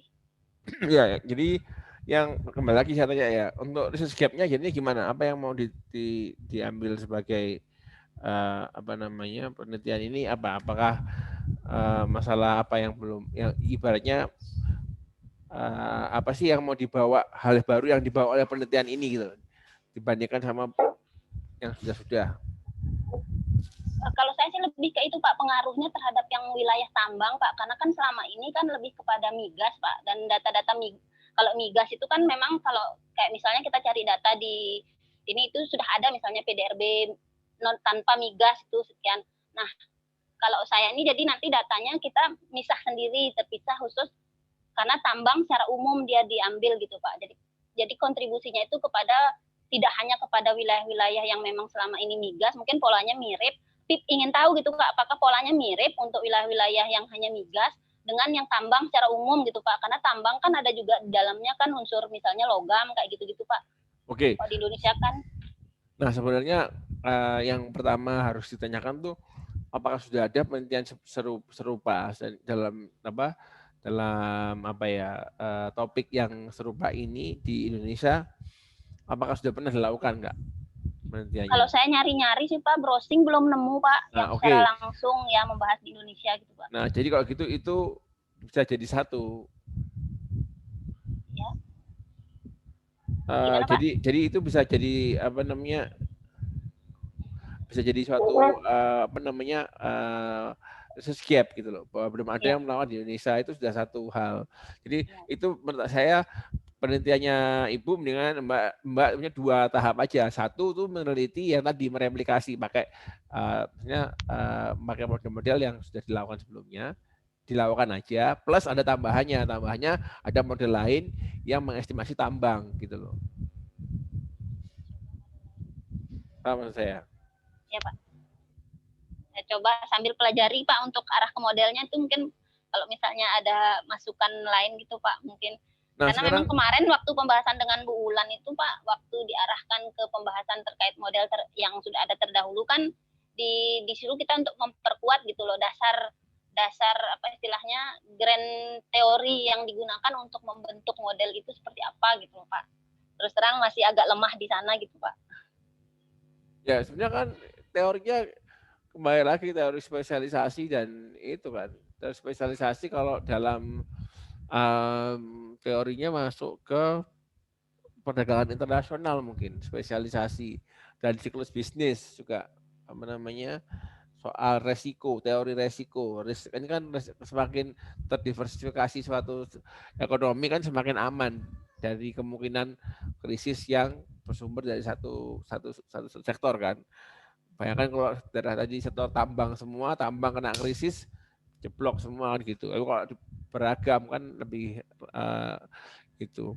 Nah, jadi itu ya. Oke, ini sekarang kalau misalnya belum ada di Indonesia ya udah. Jadi kan kembali lagi itu melakukan studi karena studi ini belum melakukan di Indonesia itu udah. Ini adalah studi pertama yang melakukan di Indonesia untuk topik yang sama dengan minyak misalnya. Tapi kita akan mengembangkan juga dengan mengeksplorasi tambang gitu loh. Jadi ada tambahannya, nggak cukup hanya mereplikasi karena belum pernah dilakukan Indonesia terus dilakukan, tapi juga ada inovasinya. Inovasi tadi mengeksplorasi soal tambang. Dan kalau soal modeling jangan ngambil yang kan apa seperti itu. Penelitian di tempat lain diambil cuma daerah yang tambang juga. Saya rasa enggak. Pasti diambil semuanya gitu loh. Semua daerah nanti dikasih variabel dummy untuk daerah tambang atau daerah minyak gitu loh. Nggak diambil semua provinsi gitu Pak ya maksudnya Pak ya. Iya, seharusnya seperti makanya itu Mbaknya harus belajar lagi soal modeling, itu beda lagi. Jadi mendalami literatur untuk masalah modeling itu butuh pendekatan tersendiri gitu loh. Untuk melihat bagaimana memilih sampel, apakah ketika dia meneliti soal tambang minyak, apakah cuma daerah yang minyak doang yang diambil ataukah seluruh daerah. Nah, kalau misalnya diambil seluruh daerah ya diikutin, jangan kemudian bikin inovasi sendiri, diambil yang daerah tambang aja, karena 7 provinsi nggak terlalu banyak loh variasi. Kalau kita memakai regresi itu terlalu minim loh, 7 itu. Ya, 7 titik. Mau tarik 10 tahun jumlah panel 10 tahun gitu Pak. Ya, kembali lagi kan variasinya gimana? Oke, ya poin saya ialah apakah itu praktek itu bisa dijustifikasi nggak oleh penelitian sebelumnya? Kalau iya lanjutkan nggak apa-apa, kalau enggak ya jangan dong, gitu loh. Kalau contoh-contoh yang sudah dari yang ada itu kan Pak, mereka juga ngambilnya misalnya penghasil minyak, jadi ya fokus ke negara-negara penghasil minyak, misalnya di Semenanjung Arab, misalnya seperti itu gitu Pak, contohnya yang. Ya udah kalau seperti itu memang gitu, jadi boleh seperti itu ya, Tiji ya. Kan 10 tahun gitu ya. Ya, kalau yang Rumania memang dia ngambil semua provinsi gitu Pak, tapi karena dia memang lebih ke arah mengindekskan apakah wilayah-wilayah itu lebih terspesialisasi atau terdiversifikasi gitu. Itu tapi bisa. ke arah faktor pengaruhnya itu. Ya, itu bisa digabungkan pendekatan itu. Jadi pakai ini dari jumlah ini gitu ya. Yang penting semua ada dasarnya. Oke, saya sudah on the right track ya. Silakan dilanjutkan Mbak Nunung, Bu Nunung ya. Ya, makasih Pak. Ya, lanjut siapa berikutnya? Boleh saya Pak? Ya, siapa ini? Widita. Widita. Ya, silakan Widita.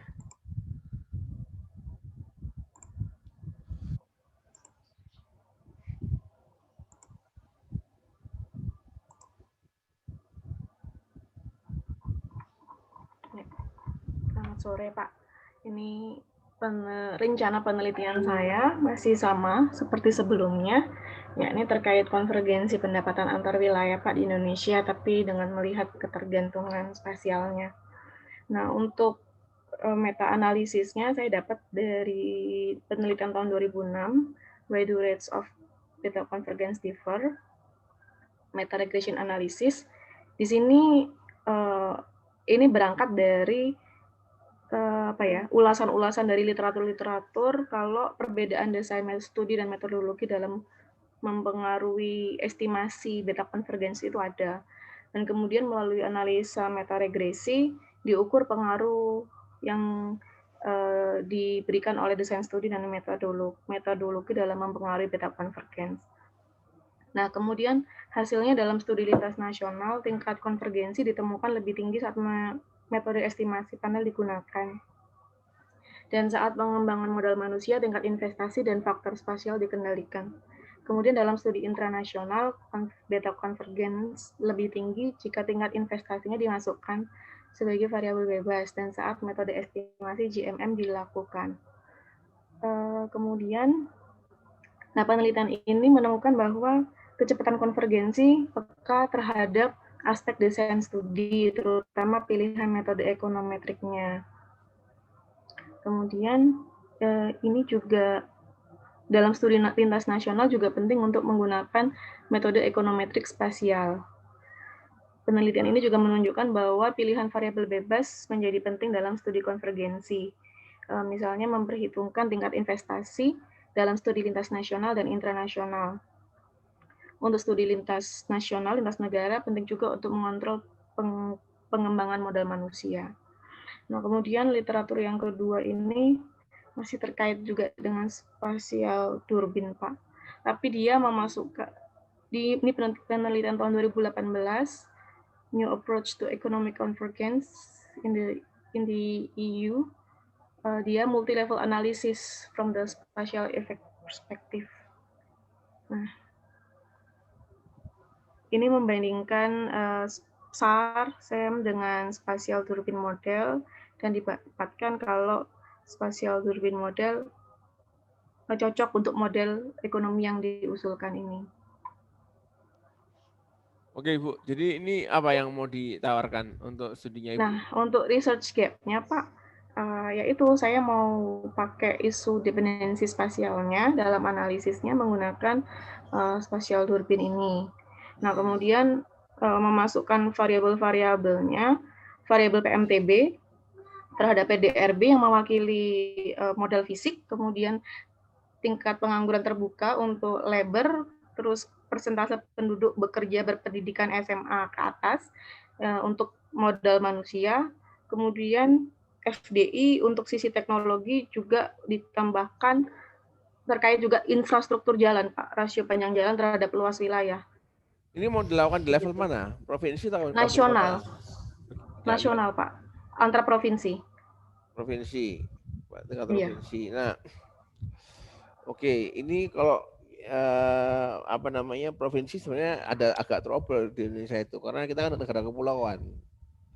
Sedangkan penelitian spasial itu biasanya dipakai di negara kontinental kayak Amerika, terus apa namanya Eropa gitu loh. Sebenarnya untuk ininya Pak ya, pembobotnya ya. Kan kalau pakai apa itu kan nanti kan ini pakai matriks kan, matriks spasial matriks. Iya. Ya, spasial matriksnya di itu. Di sini sih pakainya yang sudah melakukan di Indonesia siapa? Queen. Nah, itu repot kan. Tetanggaan. Kan itu kan jadi kan apakah dia bertetangga atau enggak gitu kan. Siapa yang melakukan di Indonesia? Ada sih tahun 2019, Pak. Dia memakai matriksnya. Dia bukan ini siapa ya? Ini juga saya baru dapatnya baru-baru beberapa hari terakhir ini, Pak. Siapa namanya? Nah, ini Aspiansyah. Aspiansyah, publish ya itu ya? Atau saya kurang tahu Pak. Kalau begini, Pak share di WA grup ya.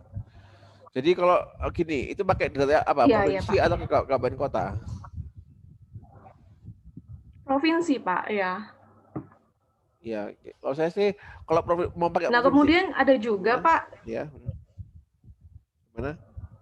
Ya ini untuk terkait matriksnya itu Pak, pembobotnya itu ada juga peneliti, tapi ini dia pakai konvergensi inflasi Pak, tapi dia memakai data perdagangan antar provinsi. Nah masalahnya data perdagangan antar provinsi itu hanya ada di tahun 2005 untuk Indonesia, gitu Pak. Sebagai apa itu bisa digunakan sebagai matriksnya? Iya, itu lebih bisa. Itu lebih cocok kalau mau pakai matriks. Meskipun tahun 2005 ya Pak ya, data terakhirnya. 2005 ya nggak masalah. Paling enggak tuh ya, itu kalau gini loh Mbak ya. Kalau kita pakai contiguity matrix ya kan, ini kan matriksnya apalagi yang Queen itu kan kalau dia berbatasan. Iya. Berarti dia itu apa namanya bertetangga. Kalau dia nggak berbatasan, itu berarti dia nggak bertetangga. Asumsinya ialah semakin dekat, semakin bertetangga, maka interaksi ekonomi semakin tinggi, ya kan? Nah, itu kalau untuk kontinental yang relatif datar itu nggak masalah karena artinya itu ongkos ke utara, ke selatan, ke timur, ke barat itu sama gitu loh. Kalau kita pakai contiguity gitu, nanti itu semua pulau di Sumatera itu nggak akan ada yang bertetangga dengan Jawa dan dengan Kalimantan. Seakan-akan itu nggak ada hubungan ekonomi atau interaksi ekonomi, gitu loh. Nah, makanya lebih baik digunakan untuk yang lainnya. Bisa pakai tadi perdagangan, itu kan untuk menunjukkan intensitas interaksi antar wilayah, atau juga bisa menggunakan jumlah jumlah orang atau barang atau orang. Intinya menunjukkan mobilitas atau interaksi antar wilayah gitu. Jadi bukan berdasarkan berdasarkan contiguity. Kalau contiguity itu kan dia apakah dia berbatasan kan, tapi menggunakan variabel yang lainnya, misalnya kayak biaya transportasi. Bisa mungkin ada nggak proxy, misalnya kayak perjalanan pengiriman barang, misalnya Bapak Ibu ambil data dari JNE, ngirim barang 34 provinsi, Jakarta ke Aceh ke ini berapa. Nah, itu kan berarti kan menunjukkan biaya transport kan. Semakin jauh semakin mahal. Ya kan? Ya, atau juga kalau itu lebih real karena biaya kirim. Jadi dekat tapi berbukit-bukit sehingga mahal, ya kan? Jadi kalau biaya transportnya mahal otomatis interaksinya akan terbatasi gitu loh. Nah, jadi ini matriksnya Ibu berangkat dari biaya transport ya. Bisa pakai biaya transport, bisa pakai biaya interaksi ya, bisa kayak jumlah penduduk yang pergi ya berapa jumlah penduduk yang dari Aceh ke Papua, Aceh ke ini gitu migrasi gitu ya, atau tadi perdagangan ya jadi bisa ongkos ya itu bisa jadi itu yang lebih akurat gitu loh untuk menunjukkan interaksi antar wilayah gitu loh daripada geografis spasial contiguity tadi karena itu seakan-akan nanti satu pulau tuh nggak akan bertetangga sama yang lainnya gitu, jadi interaksinya nol gitu kayak gitu. Nah, kalau jarak, matriks jarak apa sudah cukup? Matriks jarak itu kembali lagi jarak itu sama seperti contiguity karena itu mengasumsikan daerah satu jarak bisa tapi pakai itu kan kalau jarak itu ada yang namanya itu threshold, menentukan thresholdnya threshold itu pada jarak sekian kilometer itu masih tetangga. Di atas itu nggak lagi tetangga, bisa juga kayak gitu kalau mau. Nah nanti kan akhirnya kan pulau-pulau yang berselat itu bisa dianggap tetangga, kayak misalnya Bali, Lombok itu ya kalau pakai jarak ya kan kayak jarak itu kan kayak lingkaran gitu kan. Nah jadi kalau misalnya kalau pakai contiguity Bali, Lombok itu nggak tetanggaan. Bali, Lombok ya kan, atau NTT itu Nusa Tenggara itu nggak tetanggaan karena dia beda pulau gitu loh. Tapi kalau pakai jarak maka bertetangga karena masih dalam radius anggap aja di bawah 100 km tetangga. Dari situ bukan tetangga karena interaksinya less likely orang misalnya mau berwisata kalau lebih dari 200 km misalnya kayak gitu, atau bekerja orang nggak mungkin bekerja kayak gitu. Nah gitu bisa kalau mau kayak gitu jarak ya. Tapi nanti harus bereksperimen sama jaraknya gitu loh. Jadi banyak opsinya. Pokoknya nggak contiguity deh pokoknya. Karena itu nggak cocok untuk negara kita yang negara negara kepulauan ini nggak bisa pakai contiguity. Kalau negaranya kayak negara kecuali kalau mau di Jawa doang pakai kabupaten kota, nah nggak masalah kayak gitu. Kami kota di Jawa gitu. Nah sekarang tahun 2000 berapa ya sekarang itu data PDB berdasarkan pengeluaran ya itu sudah ada sekarang. Kalau dulu kan di level kabupaten kota dulu kan nggak ada. Nah sekarang sudah ada sejak tahun berapa ya? Saya kemarin dapat datanya itu tahun 2010 2019 main 9 tahun 9 tahun ya atau 10 tahun 10 11 12 13 14 15 16 17 18 10 tahun sudah ada. Artinya data PDB pengeluaran menariknya apa di situ ada data PMTB, ada data modal. Jadi kita bisa bikin model modal pertumbuhan bisa capital labor gitu loh ya kan. Selama ini kendalanya kalau sebelum ada data data PDB pengeluaran di level kabupaten kita nggak bisa bikin model pertumbuhan karena kita nggak tahu data labornya, data capitalnya ya kan. Pembentukan modal tetap bruto nggak ada ya. Sekarang tahun 2010 sampai 19 itu sudah ada sekarang CIGX gitu loh di level kabupaten kota. Jadi kalau mau itu menurut saya kalau mau tetap contiguity main aja di Pulau Jawa gitu ya. Jadi ini kembali lagi saya kontribusi ke literaturnya apa? Pastikan dulu apa itu gitu. Apakah sudah pernah nggak dilakukan di level di Indonesia gitu kan? Ini kan studinya soal apa nih? Soal apa? I-nya? Oh Y-nya PDB per kapita Pak. Ya kan, ini model pertumbuhan berarti kan konvergensi konvergensi pendapatan ya. Kalau ada udah baca papernya Yogi nggak?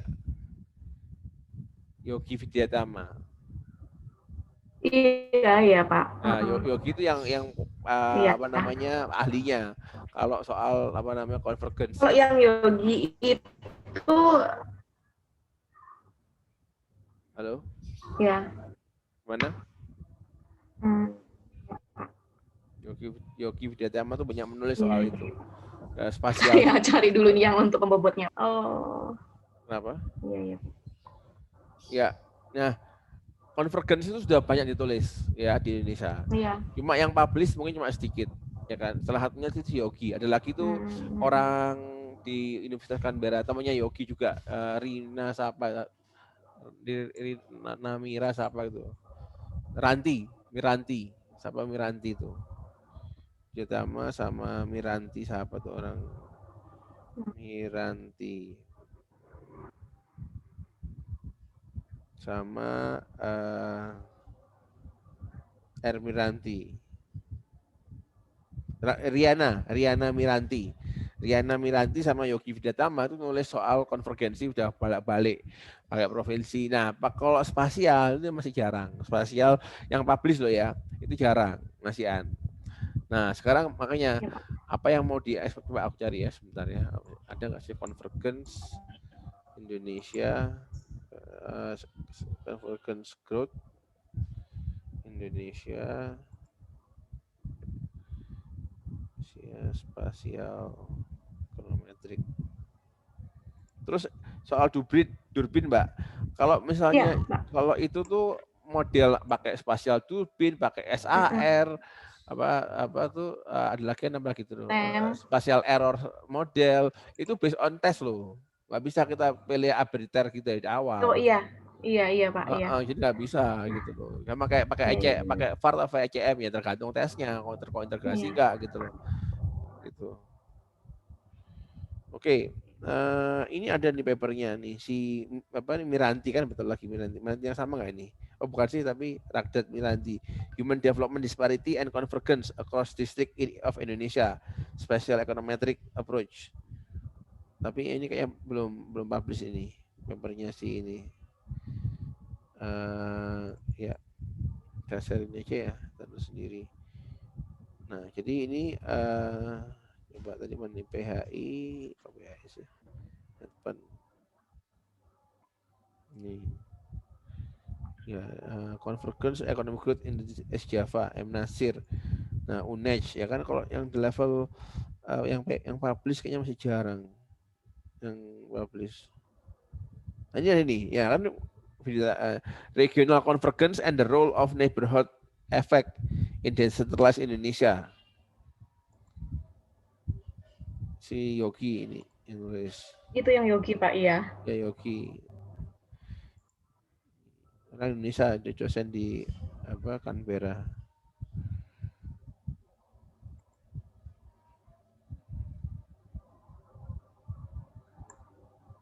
Oke ya.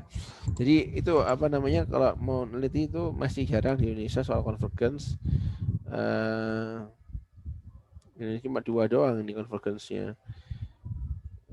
Ini ada nih innovative human capital and interprovincial economic growth. Tapi enggak di Indonesia nih, Chinese ya. Ya kan masih jarang di Indonesia. Ya kan? Enggak ketemu aku di Indonesia yang lain.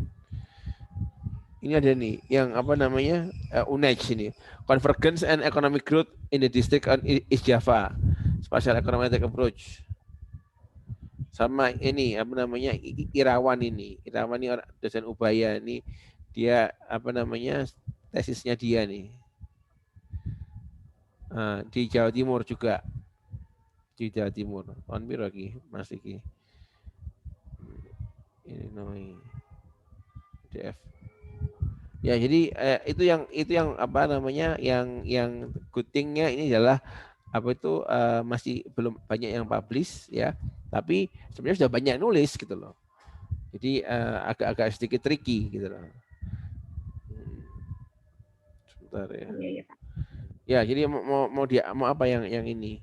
Ya, ini ada juga nih Aceh Indonesia nih, the influence of spatial transformation on economic growth of Aceh Indonesia.